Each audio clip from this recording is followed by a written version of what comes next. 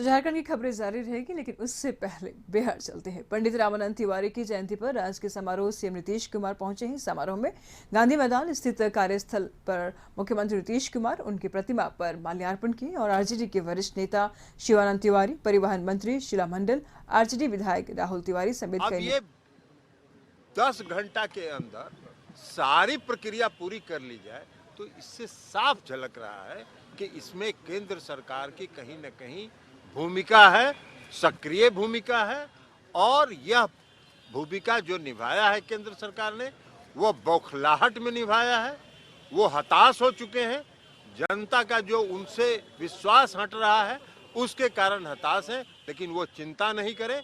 इस देश की जनता बहुत सजग है, सब देख रही है। 2024 में एक एक उनके कदम का हिसाब लेंगे। वही तेजस्वी यादव जी के बारे में वही हो रहा है। आप एक बात बताइए ना कि जिस बात की वो चर्चा कर रहे हैं कि 2008 में कंप्लेन हुआ, तो 2008 से 2014 तक आप कह सकते हैं कि भाई यूपीए की सरकार थी, कार्रवाई नहीं हुई। लेकिन उस समय भी जांच हुई, सीबीआई ने उस फाइल को बंद कर दिया। लेकिन 2014 से तो आपकी सरकार थी, अगर उसमें कुछ साख था तो क्यों नहीं कर रहे थे? 2022 में जब महागठबंधन में नीतीश कुमार जी फिर से शामिल हो गए तो आपको एकदम दिव्य ज्ञान हो गया साक्ष्य का और कार्रवाई करने लगे। तो ऐसा दिव्य ज्ञान तो उसी को होता है ना। तो इसलिए ये जाहिर है कि जो केंद्र की सरकार है वो सीबीआई का, ईडी का, इनकम टैक्स का इस्तेमाल राजनीतिक कारणों से कर रही है, अपने राजनीतिक विरोधियों को परेशान करने के लिए कर रही है, उन पर दबाव बनाने के लिए कर रही है। लेकिन देश की जनता सब देख रही है, समय पर उनका हिसाब चुकता हो जाएगा। और एक बात और जान लीजिए कि 14 राजनीतिक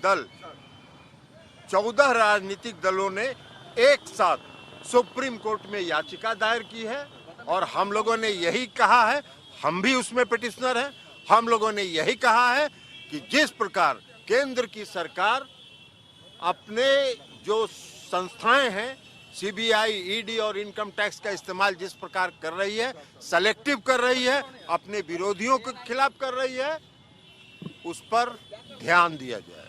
और सुप्रीम कोर्ट ने 5 अप्रैल को तिथि निर्धारित कर दिया है उसकी सुनवाई के लिए। ये अघोषित इमरजेंसी है। इमरजेंसी का दौर जो था उसमें घोषित इमरजेंसी था, यह अघोषित इमरजेंसी है और सारी संस्थाओं को समाप्त किया जा रहा है।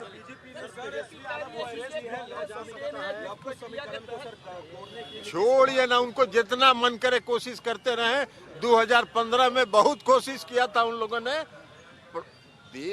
समीकरण की बात छोड़ दीजिए, इस देश के आदरणीय प्रधानमंत्री 2014 में बहुत पॉपुलर प्रधानमंत्री थे 2014 में, और 2015 में बिहार विधान का सभा का चुनाव हुआ। 42-43 मीटिंग उन्होंने किया और 53 को सीट लाए थे। तो इसलिए जितना समीकरण उनको जोड़ना है जोड़ते रहे। बिहार की जनता और देश की जनता भारतीय जनता पार्टी का चेहरा पहचान चुकी है। समय पर एक एक हिसाब उनसे चुकता कर दिया।